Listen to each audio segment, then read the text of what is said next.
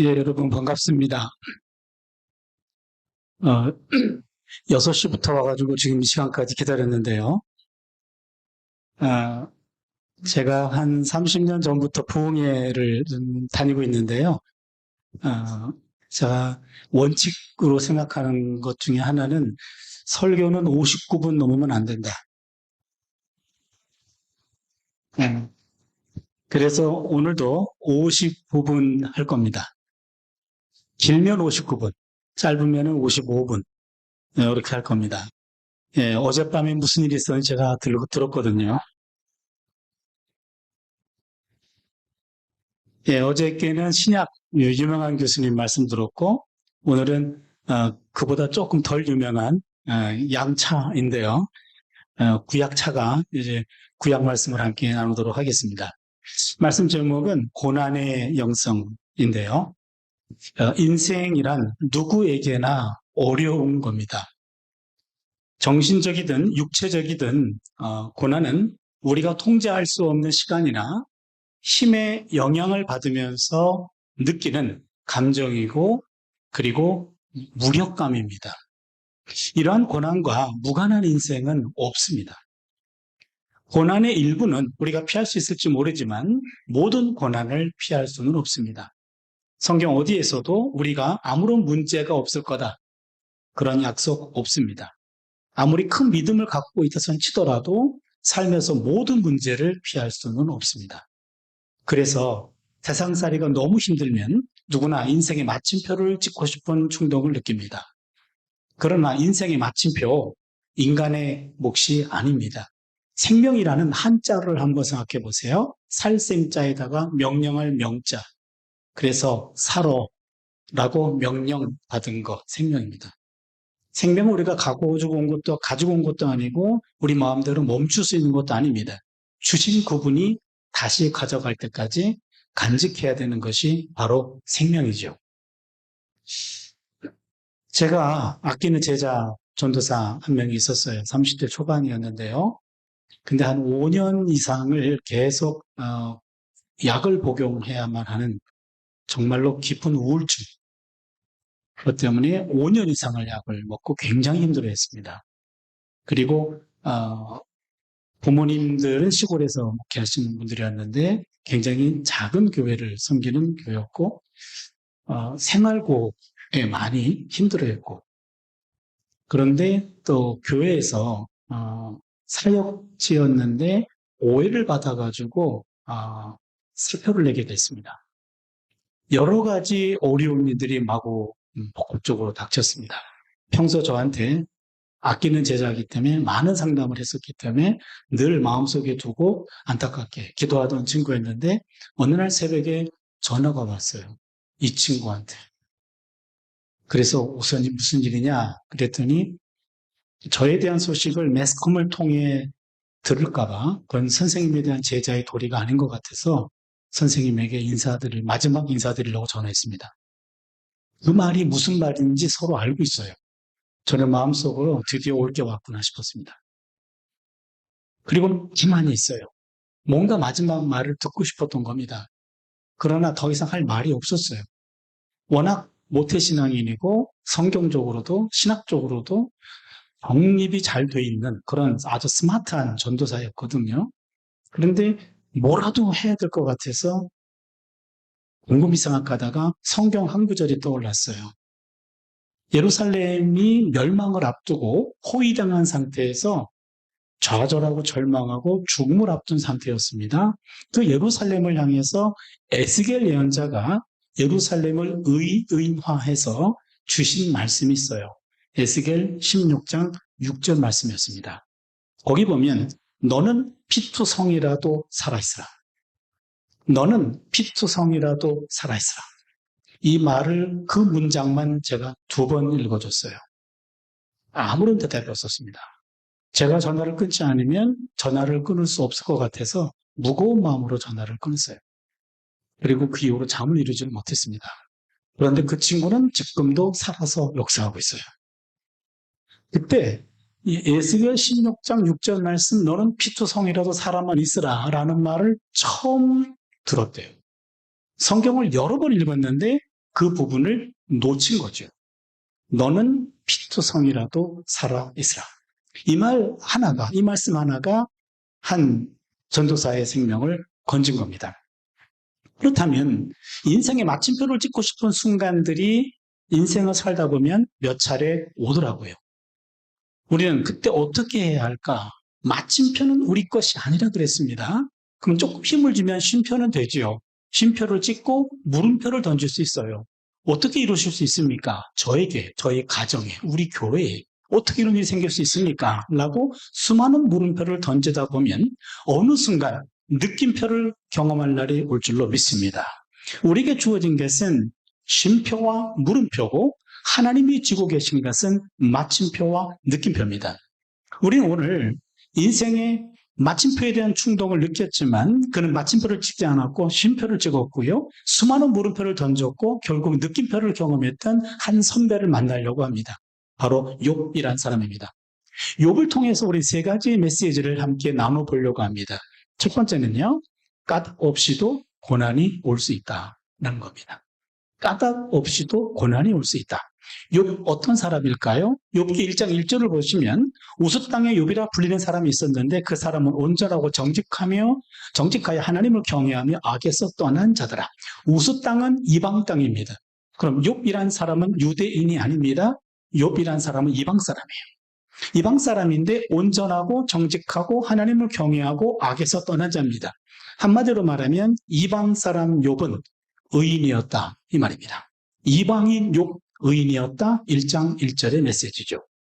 2절과 3절을 보면 그에게 아들 7과 딸 3이 태어나니라. 그의 소유물은 양이 7,000마리요 낙타가 3,000마리요 소가 500결이요 암나귀가 500마리이며 종도 많이 있었으니 이 사람은 동방 사람 중에 가장 훌륭한 자라. 7남 3녀를 두었네요. 구약성경과 신약성경에서 7자와 3자는 완전함과 충만함을 의미합니다. 그러게 완전한 가정과 충만한 가정을 이루었다라는 것이 7남 3녀가 되고 수많은 재산을 가지고 있었죠. 그러게 1장 2절 3절 말씀은 동방에 남부로 올 것이 없는 의인이었고 거부였던 사람 욥이었다 그 얘기입니다. 1장 8절을 보시면 야훼께서 사탄에게 이르시되 네가 내 종 욥을 쥐하여 보았느냐 그와 같이 온전하고 정직하여 하나님을 경외하며 악에서 떠난 자는 세상에 없느니라. 1장 1절의 평가가 반복되고 있습니다. 하나님이 평가하고 있습니다. 그런데 사탄에게 묻고 있어요. 여기서 사탄 등장합니다. 사탄이 하는 일은 다른 사람을 참소하고 고소하고 고발하고 다른 사람의 적대자로 행동하는 것, 그게 사탄이 하는 일입니다. 사탄은 사람의 눈에 보이지 않는 숨겨진 잘못들을 들춰내는 선수입니다. 그런데 구약 사탄과 신약 사탄은 조금 다릅니다. 구약 사탄은 하나님의 통제 아래 있습니다. 하나님께 허락받고 사탄 일을 합니다. 반면에 신약 사탄은 하나님의 통제를 벗어납니다. 그리고 하나님을 대적하기까지도 합니다. 마태복음 4장에 보면 바로 예수님이 광야에서 40일 금식할 때 사탄이 예수님을 유혹하는 장면이 나오죠.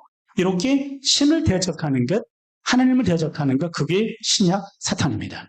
그거에 비하면 구약 사탄은 아직은 착한 편입니다. 여러분이 모르는 것 같은데 신학대학은 구약교수와 신약교수가 반드시 있거든요. 구분되어 있습니다. 그런데 구약교수가 신약교수보다 대체적으로 착합니다. 예, 어저께 경험을 통해 여러분이 이해하셨고 사탄이 그렇지만 사람의 숨겨진 허물도 귀신같이 찾아내는 사탄. 그 사탄의 눈에 보아도 욥은 온전하고 정직하고 하나님을 경외하며 악에서 떠난 자였어요. 하나님이 감히 사탄에게 컨펌 받고 있어요. 그런데 1장 8절을 보니까 사탄도 부정할 수 없네요. 사탄도 부정할 수 없어요. 그래서 1장 8절의 메시지는 욥은 의인 중에 의인이었다. 최고의 의인이었다. 라는 게 1장 8절의 메시지입니다. 그런데 여기서 물러나면 사탄이 아닙니다. 사탄 특기가 발동합니다. 그게 1장 9절 말씀입니다. 사탄이 야훼께 대답하여 이르되 욥이 어찌 까닭 없이 하나님을 경외하리이까? 요 까닭 없이라는 말이 키워드입니다. 까닭 없이 하나님을 경외하리이까? 사람은 아무런 까닭 없이 대가 없이 무조건적으로 하나님을 경외하는 존재가 아니라는 겁니다. 욥도 사람이기 때문에 이런 범주에서 벗어나지 않는다는 거죠. 여기서 하나 짚고 넘어갈 일이 있습니다. 우리 하나님은 우리를 아무런 까닭 없이, 아무런 대가 없이, 아무런 조건 없이 사랑하신다는 사실. 여러분 믿습니까? 예, 하나님은 우리를 까닭 없이 품어주셔요. 대가 없이 품어주십니다. 조건 없이 품어주십니다. 그렇다면 우리도 하나님을 까닭 없이, 조건 없이, 대가 없이 경외해야 하지 않을까요? 하나님과 우리 사이에 조건이 개입된다면 그것은 건강하거나 합법적인 신앙은 아닐 겁니다. 그런데 우리끼리 얘기입니다만 인간은 하나님 품 안에 있으면서도 때로 계산하지 않나요? 이 순간 하나님의 품 안에 머무는 것과 잠시 품을 벗어나는 것, 이것 가운데 내게 어떤 것이 유익한가? 요거 속으로 계산할 때가 있어요. 이런 인간의 얄팍한 계산을 사탄은 이미 다 알고 있습니다. 그래서 사탄이 욥도 인간이에요. 인간들은 다 계산하거든요. 이렇게 푹 찌른 겁니다. 어떤 이유로 뭘 계산하고 있느냐라고 물었을 때 사탄이 이렇게 말합니다. 1장 10절입니다. 주께서 그와 그의 집과 그의 모든 소유물을 울타리로 두르심 때문에 아니니까 주께서 그의 손으로 하는 바를 복되게 하사 그의 소유물이 땅에 넘치게 하셨음이니이다. 여러분 성경을 좀 거의 머릿속에만 갖고 있고 안 가져오셨는데 혹시 종이 성경이 있으면 그 동그라미, 집 동그라미, 소유물을 동그라미 해주면 좋을 것 같아요. 사탄이 하는 말입니다. 하나님이 욥의 집과 욥의 소유물을 이렇게 울타리로 보호하고 계시잖아요. 그렇게 얘기합니다. 여기 하나님의 삼중 울타리예요. 무슨 말이냐면 하나님 앞에 바로 서면 하나님이 그 사람을 이렇게 울타리로 보호하고 계신다는 겁니다. 그 사람 덕분에 그 사람의 집도 울타리 보호를 받아요. 그 사람 덕분에 그 사람의 소유물도 울타리 보호를 받아요. 이건 사탄도 인정하는 말입니다. 그래, 내가 욥 품에 안고 있어. 욥 때문에 욥의 가정도 집도 품에 안고 있어. 욥의 소유물도 내가 울타리로 보호하고 있어. 요거를 하나님의 삼중 울타리라고 말하거든요. 그건 당연하지. 내가 보호하고 있어. 하나님, 그것 때문에 욥이 하나님 경외하는 것 한 번도 의심해보지 않으셨나요? 이게 시작됩니다. 하나님의 삼중 울타리가 당연한 건데 당연한 그것 때문에 하나님의 욥이 하나님을 신앙하고 하나님을 따르는 것이 아닐까요? 하면서 여기서 사탄이 도발했고 욥의 울타리 벗기기 내기가 시작된 겁니다. 그 울타리가 거둬진다면 욥도 하나님에 대한 경건을 거둘 것입니다. 여기서 내기가 벌어집니다. 여기서 하나님이 사탄의 도발을 수용하신 것은 욥을 의심해서가 아니라 욥을 믿었기 때문에 헛된 신앙이란 조건이 개입될 수 없다라는 것을 욥이 보여줄 것을 기대했기 때문에 하나님은 이 내기를 수락하셨어요. 드디어 벗기기 내기가 시작됐습니다. 맨 바깥쪽 울타리, 재산, 그 다음 울타리, 가족, 집이죠. 그 다음 울타리, 욥의 울타리입니다. 바깥쪽 울타리부터 거둬집니다. 욥기 1장 15절입니다. 스밧 사람이 갑자기 이르러 그것들을 빼앗고 칼로 종들을 죽였나이다. 스밧 사람은 남아라비아 사람입니다. 남아라비아 사람들이 갑자기 도적같이 몰려와서 욥의 소유물인 그것들을 빼앗았어요. 1장 15절에 그것들은 14절에 나와 있는데 소떼와 나귀들입니다. 소떼와 나귀가 한두 마리가 아니죠. 소떼가 500혈입니다. 1000마리를 말합니다. 나귀는 500마리입니다. 엄청나게 많은 재산을 이때 살취를 당합니다. 여기서 스밧 사람은 남쪽 아라비아 사람이라고 했어요. 1장 16절을 보니까 그까지 말하는 동안에 또 한 사람이 와서 아뢰되 하나님의 불이 하늘에서 떨어져서 양과 종들을 살라버렸나이다. 여기 하나님의 불이라고 하는 것은 하나님이 보낸 불이라기보다는 하늘로부터 떨어진 불이에요. 아마도 이 불은 번개였던 것으로 보이는데 번개 칠 때는요 서쪽에서 불어오는 바람에 의해서 번개가 칩니다. 서쪽은 지중해입니다. 지중해에서 구름을 몰고 와요. 그래서 서쪽에서 오는 그런 번개가 바로 욥을 쳤습니다. 그래서 욥의 양과 종들을 살라버렸습니다. 여기 보니까 욥의 양이 7,000마리입니다. 여기서 끝나지 않습니다. 1장 17절을 보시면 그까지 말하는 동안에 또 한 사람이 와서 아뢰되 갈대아 사람이 새 무리를 지어 갑자기 낙타에게 달려들어 그것을 빼앗으며 칼로 종들을 죽였나이다. 갈대아 사람은 북쪽에서 온 상인들입니다. 북쪽에서 온 착한 상인들이 도적대로 돌변해서 그나마 남아있었던 욥의 마지막 재산 낙타 3,000마리를 빼앗아갔습니다. 세 번에 걸친 물질의 재앙 때문에 평생 모았던 재산을 한순간에 다 날렸습니다. 여기서 끝나지 않습니다.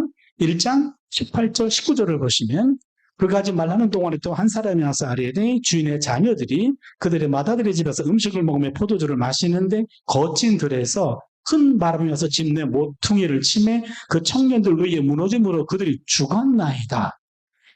7남 3녀 맏아들의 집에서 잔치를 벌이고 있었는데 거친 들에서 큰 바람이 불어왔습니다. 거친 들은 동쪽 광야입니다. 동쪽 광야에서 큰 바람이 불어왔어요. 이스라엘 지형은 동쪽 바람과 서쪽 바람은 달라요. 서쪽 바람은 지중해에서 불어오는 바람입니다. 구름을 몰고 옵니다. 비를 가져다 줍니다. 서쪽 바람은 축복의 바람이에요. 동쪽은 광야입니다. 거친 바람이 불어옵니다. 식물들을 다 말려버립니다. 그러기에 동쪽 바람은 심판의 바람이 돼요. 그러기에 그 바람이 갑자기 몰려오는 바람이 7남 3녀가 잔치를 벌이는 그 집에 기둥을 쳤고 기둥 4개가 무너졌고 지붕이 가라앉아서 압살을 당한 겁니다. 그렇다면 아까 스파 사람 남쪽이죠. 그 다음에는 하나님의 불 서쪽이죠. 갈대아 사람 북쪽이죠. 그 다음에는 거친 들에서 큰 바람 동쪽에서 동서남북에서 거친 바람이 불어왔고 그동안은 하나님이 다 막아주셨는데 그 울타리가 고쳐지자마자 평생 모았던 재산과 10명의 자녀가 한순간에 이제는 참사를 당하는 일이 벌어졌습니다. 거기서 끝나지 않아요. 마지막 울타리는 욥의 울타리입니다. 사탄은 하나님 허락받고 욥의 몸을 쳤습니다. 2장 7절 8절입니다.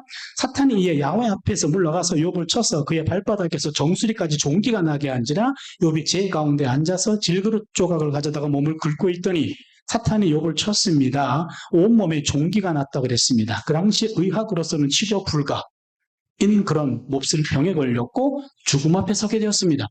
욥의 친구들이 소식을 들었습니다. 욥을 찾아왔습니다. 한동안 할 말을 잃었습니다. 일주일 동안 아무 말도 못했습니다. 일주일이 시간이 지나가고 난 다음에 욥의 친구 가운데 가장 나이가 많은 엘리바스가 드디어 입을 열었습니다. 욥기 4장 7절 8절입니다. 우리 같이 한번 읽어볼까요? 같이 읽습니다. 시작. 생각하여 보라. 죄 없이 망한 자가 누구인가? 정직한 자의 끊어짐이 어디 있는가? 내가 보건대 악을 밭갈고 독을 뿌리는 자는 그대로 거두나니. 아멘. 욥의 친구가 4명이 나오는데 그중에 가장 나이 많은 친구가 엘리바스입니다. 엘리바스가 욥에게 드디어 말을 합니다. 생각해보게 죄 없이 망한 자가 누구인가? 정직한 자가 끊어진 거 자네 봤나? 우리가 좀 인생을 살아봐서 알잖아. 악을 밭갈고 독을 뿌리는 자가 그대로 거두는 거 아닌가? 한마디로 말하면 인과응보입니다. 잘 나가던 자네가 한순간에 폭망한 것은 자네가 뭘 죄를 저질렀기 때문에 실수했기 때문에 이런 험한 꼴을 당한 것 아닐까라고 욥의 고난에 대해서 설명을 한 겁니다. 욥의 친구들을 다 지혜로운 사람들이에요. 그러나 인간의 지혜를 가지고는 욥의 문제가 해결되지 않습니다.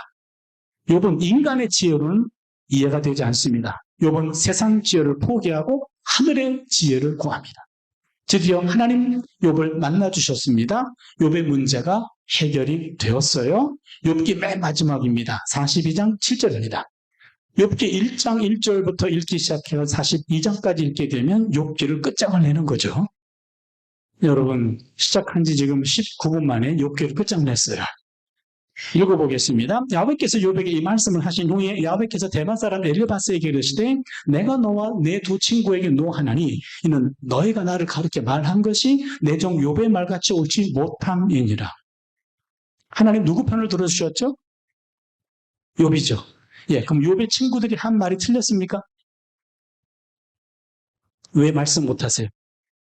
욥의 친구들이 한 말이 틀렸습니까? 예? 틀렸어요? 그럼 뿌린 대로 거둔다라는 말이 잘못된 말입니까? 입장을 분명히 하세요. 틀릴 수도 있어요. 예, 여러분 이 자리에 앉아 있는 거 피곤한 시간이거든요. 그래서 자꾸 물으면은 자기들은 안 되겠다 그럴 것 같아서 제가 그냥 정답을 말씀드릴게요. 욥의 친구들이 한 말, 뿌린 대로 거둔다. 틀린 말 아닙니다. 농작법칙이잖아요. 인과응보라는 말 틀린 말 아니에요. 그 말의 내용은 틀리지 않아요. 그런데 그 말의 적용이 잘못됐습니다. 그 말은 맞지만 그 말을 욥의 경우에 억지로 적용하려고 했던 거, 그게 잘못된 겁니다.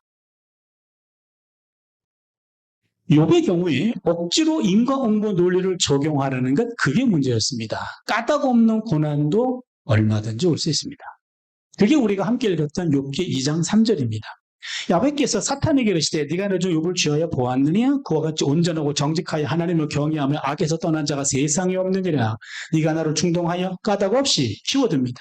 까닭 없이 그를 치게 하였어도 그가 여전히 자기의 온전함을 굳게 지켰느니라. 여기 까닭 없이 라는 말에 키워드인데 욥의 고난은 까닭 없는 고난이었습니다.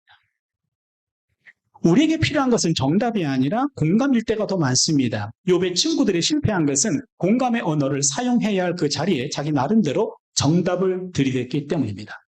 욥의 불행을 아파하면서 7일 동안 밤낮으로 함께 앉아 있었을 때 그들은 우정의 사람이었습니다. 그러나 자신들의 신앙과 자신들의 생각과 자신들의 경험을 가지고 욥의 삶에 대해서 이렇쿵 저렇쿵 말하기 시작했을 때 그들의 말과 행동은 폭력이 되어버리고 말았어요. 잘 나가던 여자 집사님이 계셨어요. 그런데 조금 경제적으로 좀 어려움을 당하게 됐어요. 사업을 하셨던 것 같은데 근데 부도를 만나게 됐어요. 집은 연대보증이 돼 있었던 것 같아요. 그러니 집도 날리게 된 거죠. 너무 기가 막힌 일을 당한 겁니다. 이제 일정한 기간 이내에 집을 비워둬야 되는 그런 어처구니 없는 그런 상황을 당하게 됐습니다. 한동안 절망하고 그리고 교회를 나가지 못할 정도로 많이 낙담했어요. 교회에서 신방을 와주셨어요. 그래서 신방을 와주셔서 그 통곡하고 있는 여자 집사님을 위해서 예배를 드렸어요. 가스로 통곡이 멈췄습니다. 그런데 신방을 따라왔던 또 다른 여자 집사님 중에 한 분이 그 통곡을 가까스로 멈춘 집사님에게 집사님 혹시 11조 때 먹은 거 없어? 그렇게 물어봤어요. 그 순간 그날 신방은 꽝이었어요. 물론 그럴 수도 있게 하겠죠. 그러나 안 그럴 수도 있고요. 서둘러 눈물을 닦아주는 것보다는 서로 눈물을 섞는 슬픔의 공명이 역설적으로 그걸 딛고 일어설 힘이 될 수 있습니다. 홀로 울게 하지 않는 교회.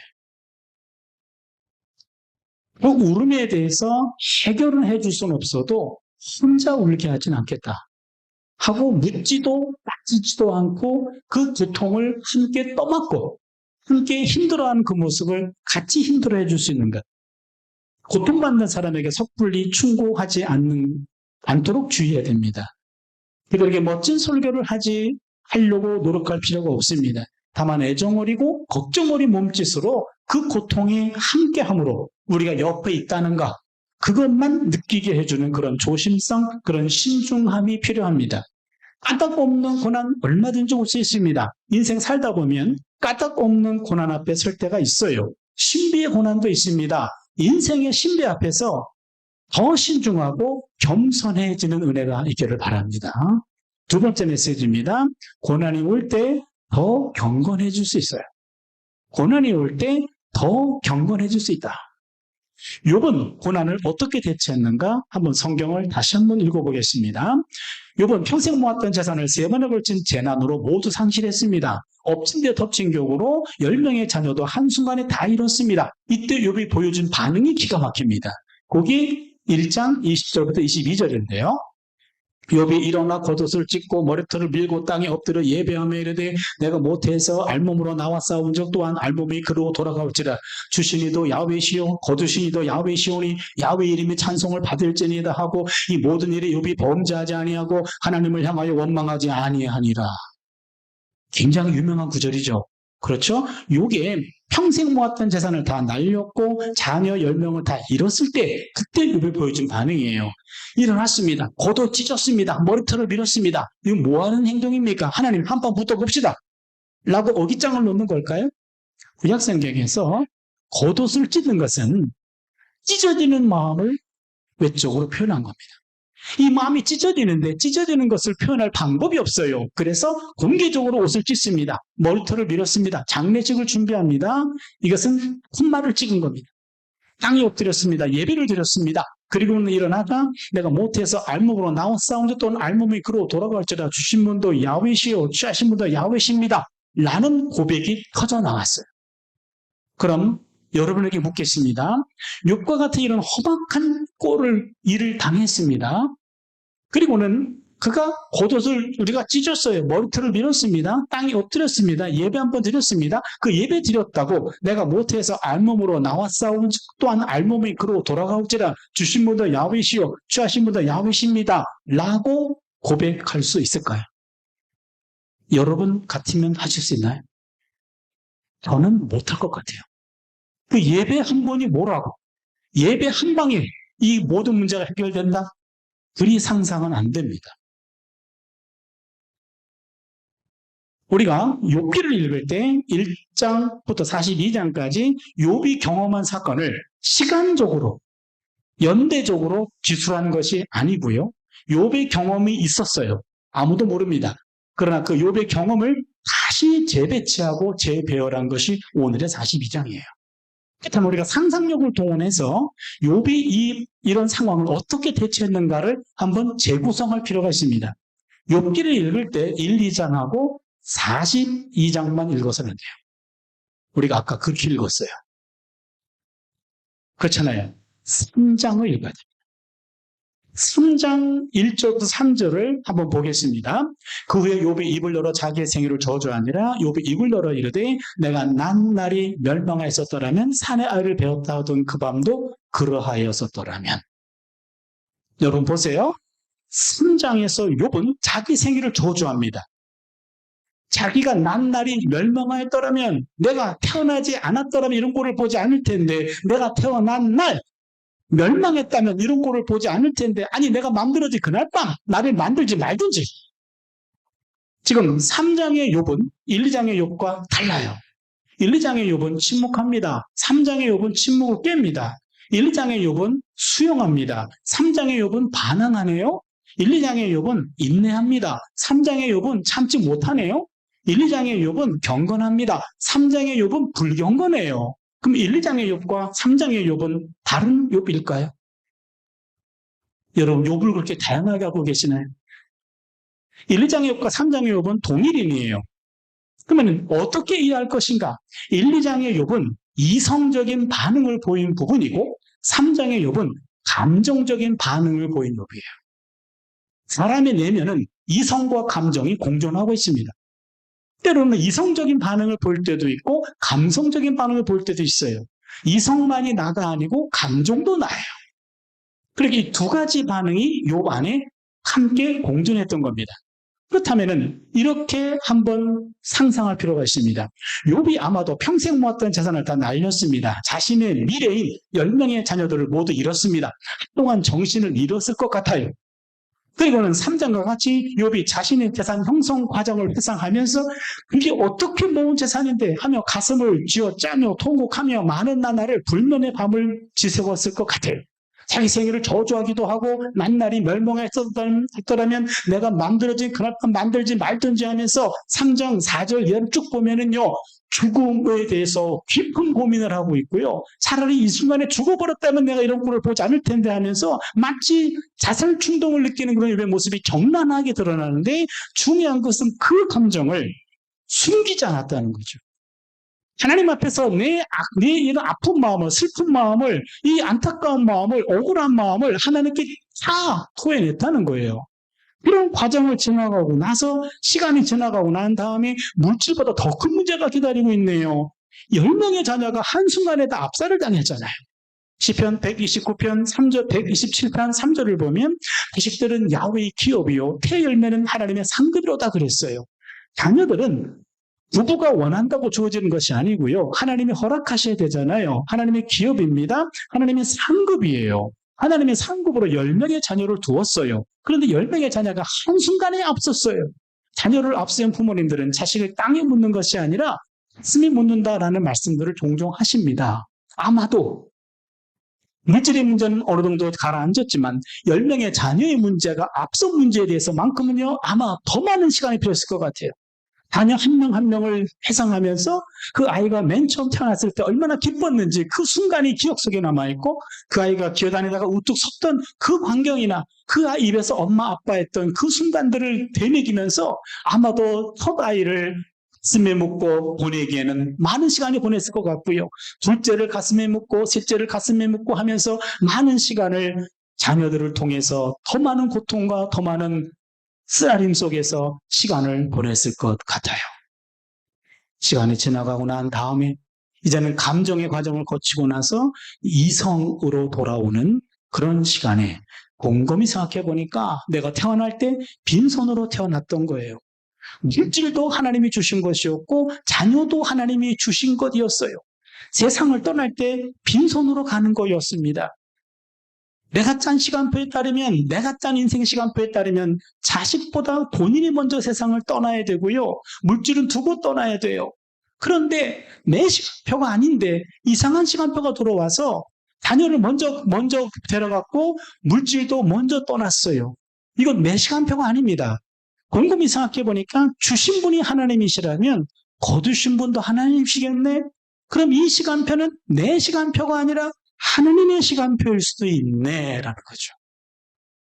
이해할 수 없는 하나님의 시간표가 내 인생에 불쑥 들어온 겁니다. 그러면서 하나님의 시간표를 묵상하기 시작하면서 욥은 고난 속에서 하나님을 놓치지 않았고 하나님을 붙잡았어요. 내 시간표가 아니라, 내가 짠 인생의 시간표가 아니라 하나님의 시간표였군요 라고 붙잡게 되면서 그는 한 번 더 경건해진 겁니다. 일반 상처는 약을 바르면 치료가 되는데 곪은 상처는 약을 바른다고 낫는 것이 아닙니다. 곪은 부분의 뿌리를 도려내야 됩니다. 욥의 상처는 보통 약으로 들지 않았을 것 같습니다. 내면의 상처 뿌리를 도려내야만 했습니다. 내면의 상처를 밖으로 토해내야 됐습니다. 이런 거칠고 토설하는 기도가 욥기 3장의 자기 저주 기도였습니다. 우리는 이것을 토설 기도라고 말합니다. 시편 32편 3절 개역 한글판 성경에 이 단어가 나와요. 내가 토설치 아니할 때 종일 씨름함으로 내 뼈가 쇠하여도다. 여기 토설하다라는 말입니다. 내 안에 토해내야 될 것이 있어요. 이거는 진정이 되지 않습니다. 바깥으로 토해내야지만 내가 그것으로부터 자유로울 수 있어요. 토설치 아니하면 뼈가 녹아내립니다. 시편 62편 8절을 보면 백성들아 시시로 그를 의지하고 그의 앞에 마음을 토하라. 요 마음을 토하라 할 때 토하라는 단어가 히브리어로 샤파크입니다. 샤파크. 한 번만 따라해 주세요. 샤파크. 그게 샤파크 기도입니다. 내 안에 있는 마음을 바깥으로 토해내는 겁니다. 하나님께 토해내는 겁니다. 이게 샤파크 기도예요. 한나가 엘리 제사장 앞에서 했던 기도, 그게 샤파크 기도입니다. 사무엘상 1장 15절을 보시면 한나가 대답하이르되 내 주여 그렇지 아니하니이다. 나는 마음이 슬픈 여자라 포도주나 독주를 마신 것이 아니요 야훼 앞에 내 심정을 통한 것뿐이오니. 여기 통하다라는 말이 샤파크입니다. 하나님 앞에서 이 상처, 이 억눌린 마음을, 이 한이 맺힌 것을 하나님께 샤파크한 것뿐입니다. 그러면 이런 한 맺힌 기도 할 때 여러분 정상적인 기도로 보이지 않을 겁니다. 상자가 뒤틀리는 기도입니다. 심정을 통하다, 샤파크는 하나님 앞에서 마음을 통하는 것을 말합니다. 하나님은 고통 속에서 창조를 지어 짜듯이 하는 토설 기도를 막지 않습니다. 오히려 권장하십니다. 엘리 제사장은 그것을 잃지 못했기 때문에 하나님께 기도할 때는 술 먹고 오시면 안 됩니다. 그런 말을 했어요. 그러나 술 먹고 하는 기도가 아니라 샤파크 기도였어요. 안 맺힌 기도입니다. 토설하는 기도였습니다. 그런 상처는 내면에 쌓아두면 골병이 됩니다. 그렇기 때문에 하나님은 특별히 그런 샤파크 기도에 대해서 예레미야 33장 3절 같이 너는 내게 부르짖으라. 내가 내게 응답하겠고 내가 알지 못하는 크고 은밀한 일을 내게 보이리라 하면서 포화해내는 기도를 권장하십니다. 하나님은 토설 기도를 부담스러워하지 아니하고 오히려 권장하십니다. 욥은 아마도 토설기도를 통해서 물질과 자녀의 문제를 가라앉힌 것 같습니다. 이 순간에 하나님은 사단에게 욥 짱이지 그랬을 것 같아요. 사단은 욥 꽝이요 그랬을 것 같습니다. 지 몸 하나 건강해서 그렇습니다 라고 다시 도발합니다. 하나님께 허락받고 사탄이 욥을 쳤습니다. 온몸에 발바닥에서 정수리까지 종기가 났다 그랬죠. 종기라는 번역은 개역 개정 번역인데 옛날 개역 한글판보다 조금 번역이 조금 약화된 것 같아요. 옛날 성경은 악창이라 그랬어요. 요게도 그 질병에 가까운 것 같습니다. 여기 악창이나 종기라는 것은 극심한 피부병입니다. 요거를 한때는 나병으로 오해했어요. 근데 여러분, 나병은 기원 후 6세기 때 처음 발견됩니다. 그러게 신약 성경에서도 나병 없습니다. 구약은 더더욱 없습니다. 극심한 피부병입니다. 온몸에 악창이 나는 피부병이에요. 그러기에 이것은 그 당시 의학으로서는 치료 불가 판정받았고 죽음 앞에 서게 되는 질병이었습니다. 사람들은 그런 질병을 앓는 사람을 보면은요, 전염될까봐 침을 뱉어서 쫓아냈어요. 욥기 30장 10절을 보시면 그들이 나를 미워하여 멀리하고 서슴지 않고 내 얼굴에 침을 뱉는도다. 욥은 뼈가 쑤십니다. 고통으로 잠을 이루지 못합니다. 17절입니다. 밤이 되면 내 뼈가 쑤시니 나의 아픔이 쉬지 아니하는구나. 잠을 이루지를 못해요.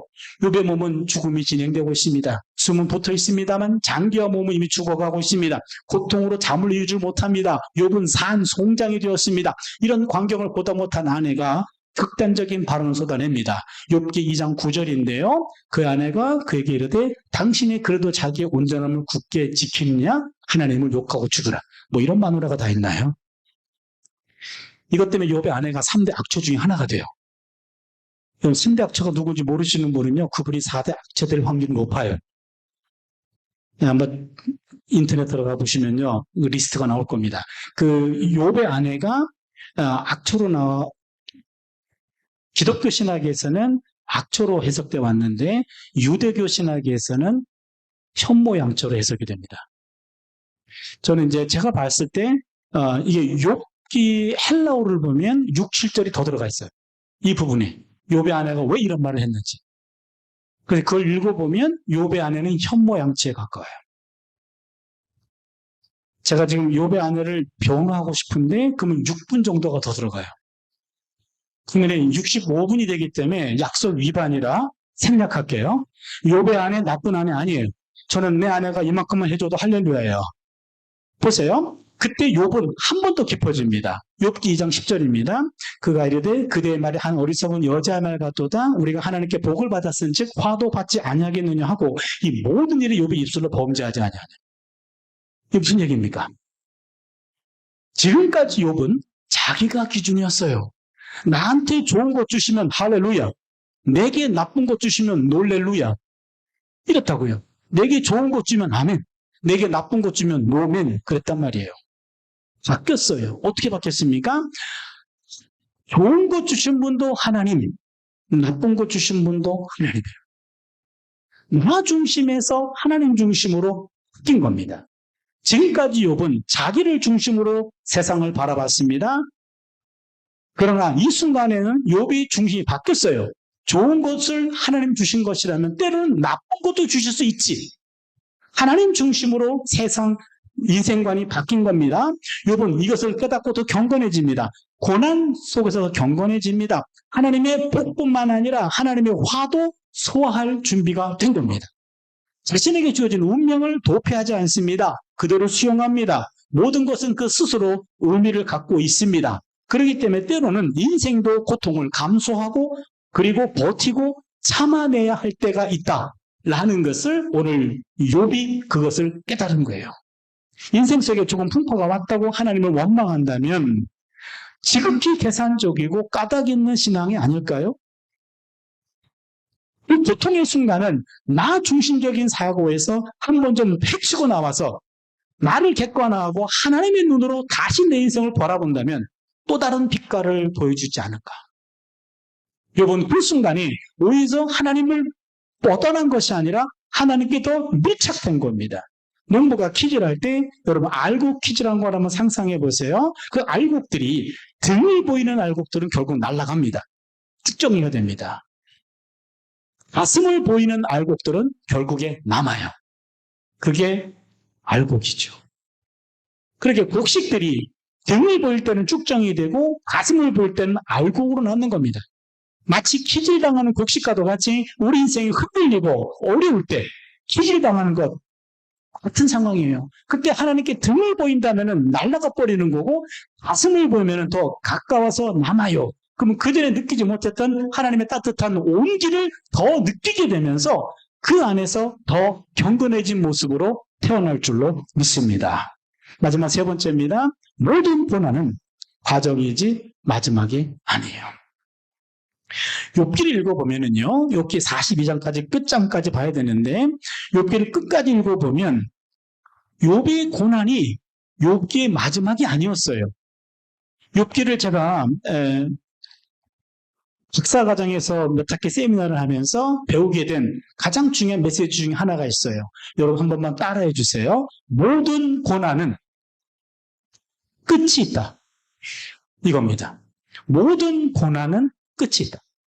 무슨 말입니까? 어떤 고난도 나보다 먼저 돌아가십니다. 내가 고난보다 오래 살아요. 그렇잖아요. 내가 고난보다 장수해요. 그럼 어떤 고난도 내가 더 오래 산다고요. 그러면 어느 시점에서 고난은 사라지게 돼 있어요. 그렇게 그 사라지는 끝점을 믿음으로 당기든지 불신으로 밀든지 바로 이겁니다. 욥기를 끝까지 읽어보면요. 한번 볼까요? 욥기 42장 10절입니다. 욥이 그의 친구들을 위하여 기도할 때 야훼께서 욥의 공경을 돌이키시고 야훼께서 욥에게 이전 모든 소유보다 갑절이나 주신지라. 건강이 회복됐습니다. 재산은 2배로 늘었습니다. 12절을 보면 야훼께서 욥의 말년에 욥에게 처음보다 또 복을 주시니 그가 양 14,000과 낙타 6,000과 손 1,000결이와 암낙이 1,000을 두었고 딱 2배로 재산이 늘었어요.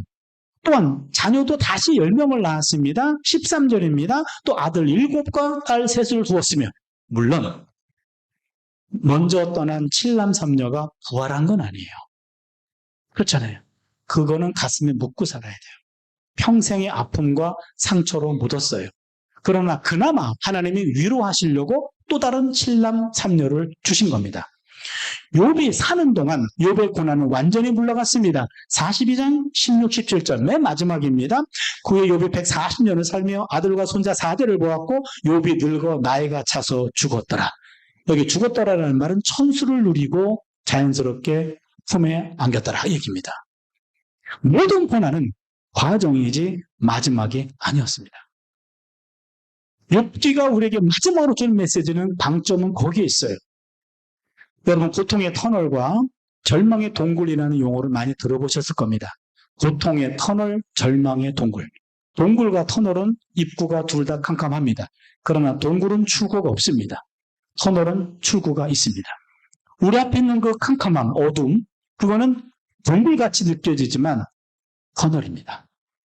그러나 캄캄함 앞에서 이것이 터널인지 동굴인지 구분이 되지 않아서 우리는 두려움 나머지 한 발자국도 앞으로 전진하지 못합니다.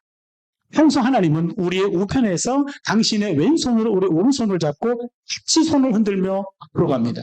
그러나 앞에 캄캄함을 만나서 한 발자국도 가지 못할 때 하나님은 위치를 바꾸십니다. 위치를 바꾸셔서 당신의 오른손으로 우리의 오른손을 잡아주십니다. 그리고 터널 안쪽으로 우리를 이끄십니다. 내가 너와 함께 하겠다. 나는 그 믿음을 가지고 하나님의 오른손을 내밀었어요. 그때 여러분 믿음으로 하나님의 오른손을 붙잡을 수 있기를 바랍니다. 그건 뚜벅뚜벅 걸어가는 건데요. 그때 하나님의 오른손만 붙잡을 것이 아니라 말씀도 붙잡아야 됩니다. 예레미야 애가 3장 33절 말씀입니다. 주께서 인생으로 고생하게 하시며 근심하게 하시면 본심이 아니시로다. 하나님이 우리가 고생하게 하시며 근심하게 하시면 하나님 본심이 아니라는 거예요. 예레미야 애가 3장 33절 말씀을 깊이 묵상하는 겁니다. 주께서 인생으로 고생하게 하시며 근심하게 하시면 본심이 아니시로다. 이 하나님의 마음을 묵상하는 거예요. 말씀을 붙잡는 겁니다. 예레미야 29장 11절 말씀이에요. 전 세계 기독교인들이 지금 8년, 9년째인 것 같아요. 가장 많이 사랑하는 구절로 1등한 게 29장 11절이에요. 야훼의 말씀이라 너희를 향한 나의 생각을 내가 안 하니 평안이요 재앙이 아니니라. 너희에게 미래와 희망을 주는 것이니라. 여기 보시면 너희를 향한 나의 생각을 내가 안 하니 평안이야. 재앙이 아니라니까. 너희에게 미래와 희망을 주는 것이니라. 이게 하나님의 본심이에요. 이 하나님의 본심을 놓치지 않고 본심을 붙잡고 오른손을 붙잡고 뚜벅뚜벅 가는 겁니다. 여러분, 터널 입구는 어두워요. 동굴과 다르지 않아요. 그러나 뚜벅뚜벅 하다 보면 터널의 중간을 만날 거고요. 거기서 끝까지 밀고 나가면 터널의 끝을 만나게 될 줄로 믿습니다. 그러나 중요한 게 있습니다. 모든 터널은 끝이 있는데 끝까지 간 사람에게 끝이 있는 거예요. 가다가 중단하면 그것이 곧바로 동굴로 바뀝니다. 그러게 믿음을 가지시고요. 한 걸음에도 좋아요. 멈추지 말고 한 걸음이라도 앞으로 전진할 수 있기를 바랍니다. 하나님의 오른손을 붙잡으세요. 시편에 보면 하나님의 오른손이라는 표현들이 가끔씩 나와요. 오른손은 능력의 손이고요. 구원의 손이고 희망의 손입니다. 하나님의 오른손을 우리 오른손을 붙잡아 주신다 그랬어요. 오른손을 붙잡고 말씀 붙잡고 뚜벅뚜벅 하다 보면 터널의 끝을 만나게 될 줄로 믿습니다. 설교 초반부에 잘 나가던 여자 집사님 말씀드렸죠. 벌써 잊으셨나요? 그 정도 기억은 있으시죠? 네, 그분이 제 어머니예요. 제가 고등학교 2학년 때 그런 일을 당했어요. 앞이 캄캄했습니다. 며칠 이내로 집을 내줘야 되고 라면으로 끼니를 입고 그럴 때였는데 그래도 학교는 가야 되니까 학교는 갔어요. 우리 고등학교 때는요. 공락금이라는 거를 분기별로 내야 되는데 공락금 마감하는 날 그때까지 공락금을 못 내면 수업 중간에 담임 선생님이 들어오셔가지고 아무개 공락금 못 내니? 예. 그럼 가방 싸야지. 예. 수업 도중에 쫓겨났어요. 요즘에 그렇게 하면은 SNS에 올라갈 거예요. 우리 담탱이 갑질하다 이래가지고요. 우리 때는 그런 게 없었어요. 그래서 그냥 당연히 못 냈으니까 쫓겨나는 거죠. 그래서 몇몇 학생이 저도 해서 함께 쫓겨났어요. 그리고 가방 싸가지고 집에 들어갔어요. 집에 들어갔는데 그날이 하필이면 신방온 날이었어요. 우리 여전도사님하고 신방 오셨는데 정식 예배를 드리려고 했는데 제 어머니가 너무 우시는 바람에 정식 예배를 못 드리고 안아주시고 기도만 해주시고 가시던 참이었는데 저를 본 거예요. 제가 우리 집에 장남인데 이녀 중에 장남인데 준아, 넌 이 집의 장남이니까 오늘 하나님이 너의 가정에 주신 말씀을 너한테 줄 테니까 이 말씀 가지고 기도해라. 그러면서 그 전도사님이 로마서 8장 18절 말씀을 주셨어요. 생각하건대 현재 권하는 장차 우리에게 나타날 영광과 비교할 수 없도다. 저는 그때 그 말씀을 처음 들었어요. 저는 성경에도 없는 말을 저에게 주신 건 줄 알았어요. 근데 이 말씀은 너무 좋은 말씀이 나중에 성경 보니까 성경에 있더라고요. 근데 아무튼 말씀을 받잡았어요. 그리고 이제는 집에 와서 공락금 얘기를 해야 되는데 매일 밤 아버지와 어머니가 싸우시는 거예요. 당신 잘못했다. 당신도 잘한 게 뭐가 있어? 라고 매일 밤 싸우셔요. 그럼 싸움 말이다 보면 너무 짜증이 나요. 공락금에 공짜도 못 끊고 밤 지새울 판이에요. 그럼 집에 있으면 너무 힘들고 짜증이 나고 집을 뛰쳐나와요. 그럼 고등학교 2학년이 갈 데가 어딨나요? 그땐 통금이 있었어요. 밤 12시 되면 무조건 집으로 기어 들어가야 돼요. 그럼 집에 기어 들어가면 뭐합니까? 또 전쟁터인데. 그래서 집에는 있기 싫어서 뛰쳐나간 게 교회예요. 갈 데가 교회밖에 없었어요. 그럼 맨 저 구석에 앉아가지고 가만 본당 안에 엉엉 울면서 하나님 나 고등학교는 마치게 해주세요. 고등학교는 마쳐야죠. 그런 기도했어요. 근데 새벽 4시 이후에나 5시인지 4시인지 또 이게 통금이 해제가 되면 가게 되었는데 어차피 몇 시간은 못 움직이는데 밤새도록 고등학교는 가야죠. 너무나 궁색해요. 그래서 뭘 할까? 나한테 준 말씀. 현재의 고난은 장차 우리에게 나타날 영광과 비교할 수 없다. 이 말을 계속 반복했어요. 10번이고 100번이고 계속 반복하는데 가만 본당 안에 미래가 보이질 않아요. 그냥 제 풀에 꺾여서 그냥 자요. 실컷 그냥 장의자에 앉아가지고 자다 보면 나도 모르는 사이에 찬송 소리에 깨요. 나도 모르는 사이에 새벽기도 참석 중이에요. 그러면은 자세를 가다듬어서 앉아요. 같이 예배를 드립니다. 그럼 예배 다 드리고 나면은 또 불을 끄더라고요. 불 끄고 또 마저 기도하고 알아서 가래요. 그러면 또 열심히 기도하죠. 어제 하던 거 마저 합니다. 현재의 권한은 장차 우리 나타날 영광과 적기 비교할 수 없다. 라고 또 아는 게 이거밖에 없으니까 계속 반복해요. 근데 창문 너머로 햇볕이 들어오네. 미래의 영광이 보이는 것 같아요. 그럼 갑자기 찬송으로 바뀌어요. 그리고 그런 생각이 들어요. 먼 날 내가 고등학교 2학년 어려웠던 시절을 많은 사람들 앞에서 당당하게 간증할 날이 오겠지. 그런 생각이 들면서 찬송하면서 공락금 없이 또 학교를 다녔어요. 이 말씀 한 구절이 오늘의 저를 만들었다고 해도 과언이 아니에요. 세상은 고통으로 가득하지만 한편은 그 고통을 이겨낸 일로도 가득하더라고요. 세상은 고난으로 가득하지만 고난을 극복한 일로도 가득해요. 문이 닫히면 어딘가 창문은 열려 있다 그래요. 끝나기 전까지 끝난 건 아니에요. 왜 나만 고난 받느냐라고 원망하고 불평만 할 겁니까? 아니면 고난 이후를 바라보면서 팔을 걷어 붙일 겁니까? 미국의 바이든 대통령 29살 때 미국 상원의원에 당선된답니다. 당선됐대요. 20대 상원의원은 드문 경우였던 것 같아요. 잘 나가던 젊은 정치인이었습니다. 그해 크리스마스 시즌에 차를 몰고 가족이 아마 파티를 하러 갔던 것 같아요. 교통사고를 당했는데 부인이 그 자리에서 직사했어요. 13개월밖에 안 된 딸도 직사했어요. 두 아들도 크게 다쳤습니다. 엄청난 충격을 받았습니다. 그동안 하나님을 원망하고 방황까지 했어요. 그때 아버지 바이든이 아들 바이든에게 만화 2컷을 보내줬어요. 미국의 유명 작가 닉 브라운의 공포의 헤이가르라는 만화예요. 헤이가르는 이 바이킹입니다. 해적선을 몰고 바로 바이킹 짓을 남의 것들 탈취한 그런 일을 하는 사람이었는데 하필이면 자기가 탄 배가 홍수 속에서 벼락을 맞았어요. 그리고 좌초하고 있습니다. 그러자 하늘을 들어서 하나님을 향해 원망하면서 이렇게 말했어요. Why me? 왜 하필이면 나입니까? 이 대서양 안에 해적선이 한두 개가 아닌데 이 엄청난 배가 있는데 왜 하필이면 내 배에 벼락을 칩니까? Why me? 하늘을 향해 소리쳤습니다. 이때 하늘로부터 하나님은 이렇게 되었습니다. Why not? 너는 왜 안 되지? 왜 나만 겪는 고난이냐고요? 왜 당신은 안 되죠?